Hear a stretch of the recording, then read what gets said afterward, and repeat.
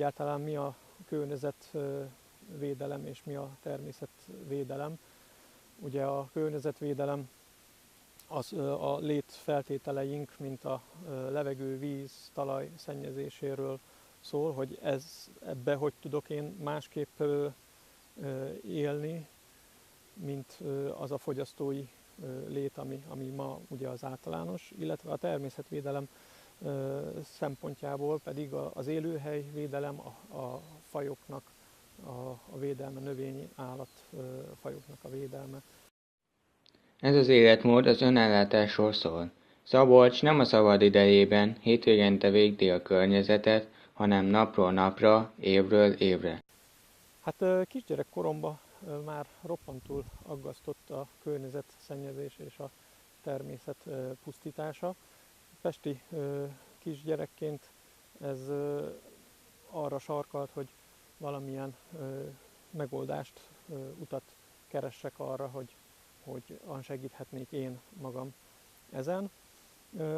Sokáig gondolkoztam, hogy erdész leszek, vagy esetleg természetvédelmi őrként elhelyezkedni, de végig gondolva a dolgokat, hogy ma már ezek a szakmák is egy kicsit másképp mutatkoznak meg, mert nem egy erdő közepén lévő erdészházba él az ember félig meddig gazdálkodva és a botjával sétálgat az erdőben, és a természetvédelem is megvan ma már terhelve olyan adminisztratív munkával, ami teljesen idegen ettől a felfogástól.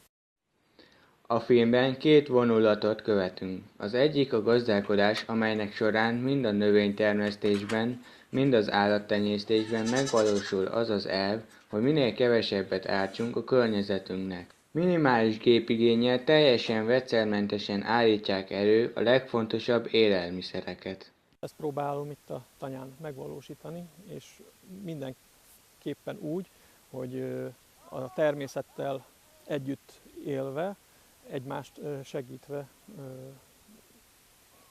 jöjjön létre ez a életforma. A mindennapi kenyér előteremtése is megoldott.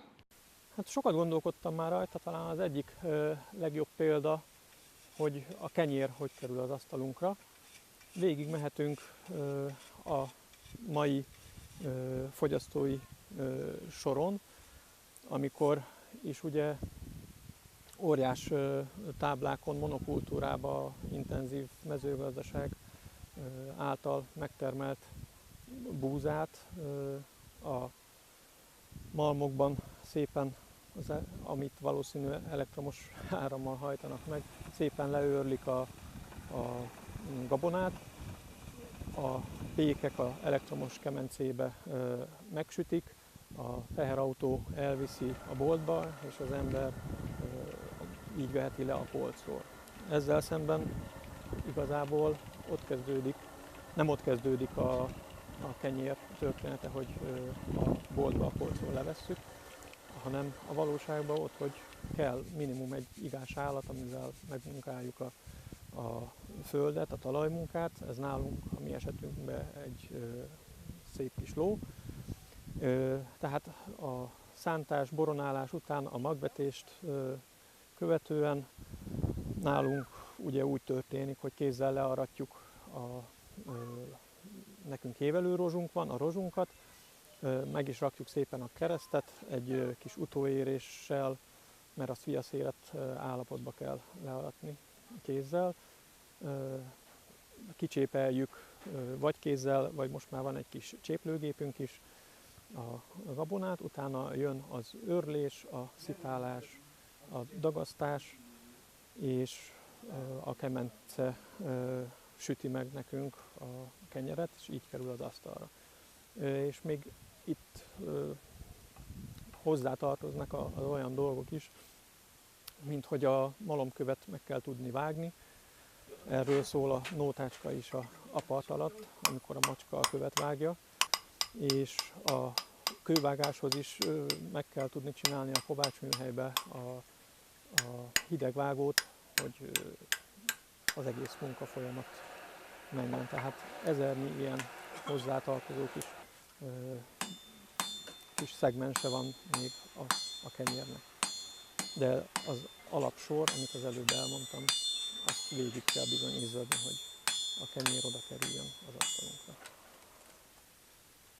Az önellátó gazdálkodás, ami ugye nálunk egy fő sarkalatos pont, kérdés, cél, az feltételez egy nagyon sokrétű, komplex gazdálkodási formát. Tehát itt az állattartás és a növénytermesztés az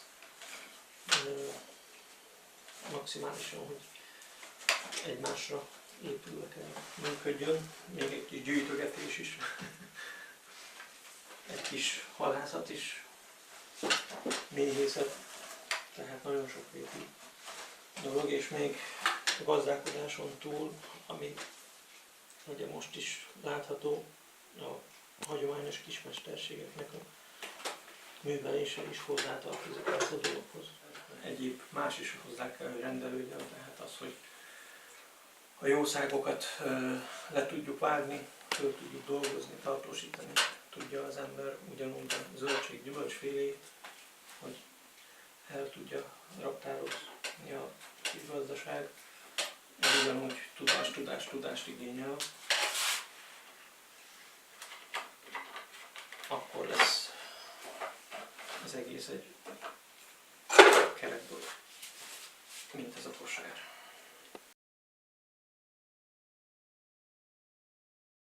Annyi kecskénk van, amennyinek, meg lovunk, amennyinek a takarmányát, azt kézi erővel, kaszával elő tudjuk teremteni, meg tudjuk oldani.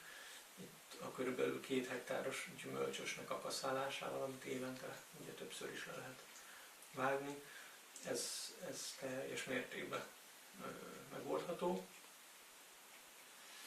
És itt az a óriási pozitívum egyrészt, hogy nem kell az emberbe fosszilis üzemanyag, hogy a legkíméletesebb az élővilággal.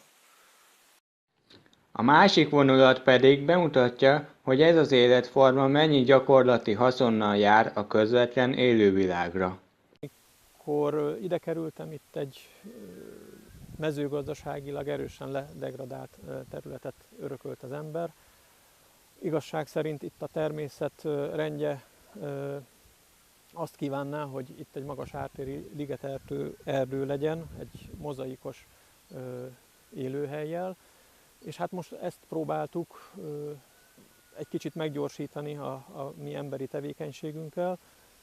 Igyekeztünk minél több kis bokros foltot, erdőfoltot létesíteni a helyi újulatból beültetve.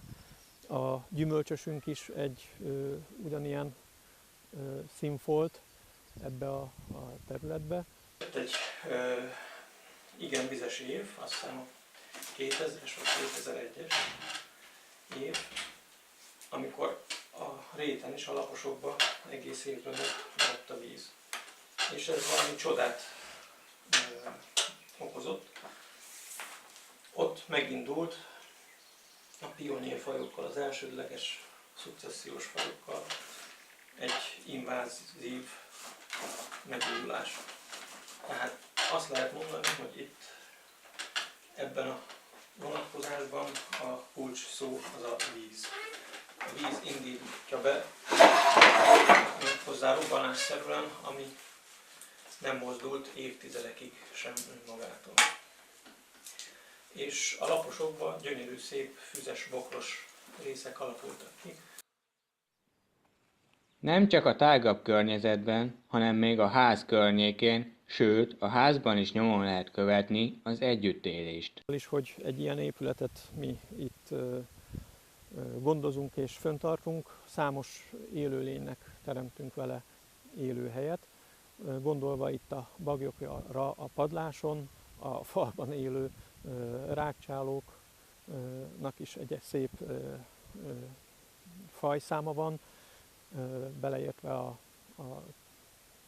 cickánytól kezdve a csíkos egéren át az erdei egéren keresztül a mezei pockon, persze a patkány is előfordul, és ezekkel mind együtt élve, küzdve tudunk itt létezni.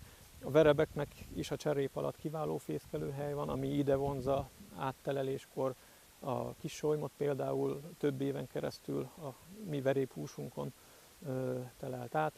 A fecskék a műhelyekben, füsti fecskék telepszenek meg, és egy-egy évben több mint 100 fiókát tudnak itt fölnevelni.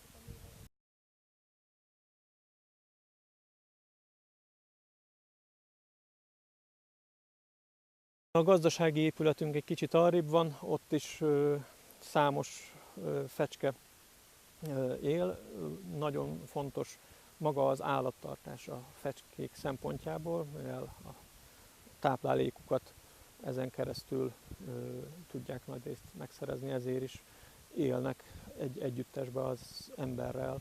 És ahogy megszűnik az állattartás és megszűnnek a tanyák, úgy a füsti fecskéknek a létszáma is drasztikusan csökken. A legeltetés, amíg itt viszonylag intenzívebben zajlott a gyepeken, addig bizonyi szép számmal voltak búbosbankák, vörösvércsék, és tulajdonképpen azzal együtt, hogy megszűnt a legeltetés, átmenetileg el is tűntek ezek a fajok, hogy mi viszont most már egy kis állománnyal újra fent tudjuk tartani a legeltetést, így megjelent a búbosbanka újra a területünkön.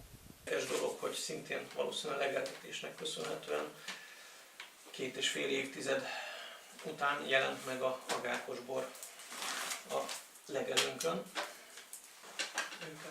Nem voltak csigáink, nagyon kevés volt a sümdisznó, és mindenféle technikákkal, most nem részletezek, azért sikerül ezeken pozitívan változtatni, és nő a létszám.